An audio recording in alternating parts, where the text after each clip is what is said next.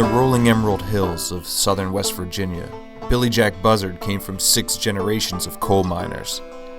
Ever since he was a kid listening to his grandfather's stories, he knew he wanted to make it 7.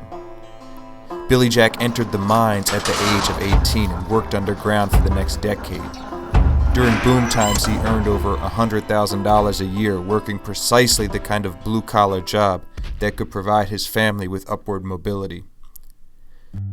But in recent years, the environmental impact of coal became harder and harder to overlook, and the mining process became more automated, and across the country, cheaper natural gas came online. The reign of King Coal may be coming to an end. Since 2008, coal production in the United States dropped 38%, and like the garment, steel, or auto factory jobs of yesteryear, hundreds of thousands of solid blue-collar jobs in coal have disappeared. Billyjack lost his job in 2015. Shortly thereafter, he lost his truck and his house, and before he knew it, he had to move his family back into his parents' home. With pressure mounting, with the bills mounting, Billyjack faced a harrowing question. What in the world am I supposed to do now? In this case, the digital revolution didn't take his old job, but his lack of computer skills made competing for a new one seem almost impossible. At a low point in his life, Billyjack Buzzard decided to take a risk.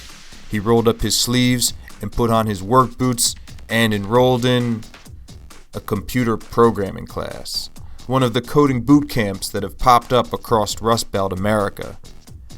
These classes boast that they can teach the skills people need to compete in a 21st century digital economy. States like Kentucky, Pennsylvania, and West Virginia are betting that not only can their citizens work digital jobs, but they can do them for cheaper than in San Francisco or in New York.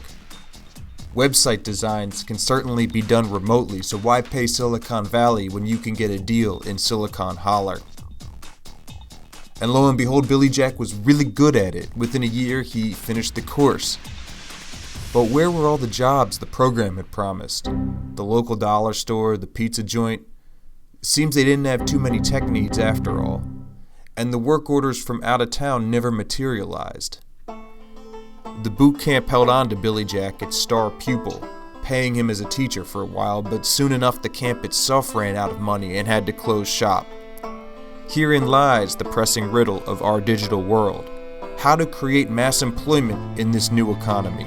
And if we can't solve it, our society faces a deepening bifurcation where a small percentage of digital wunderkinds live like kings, while the rest make ends meet serving the winners, often via the gig economy, driving Ubers or freelancing on Upwork.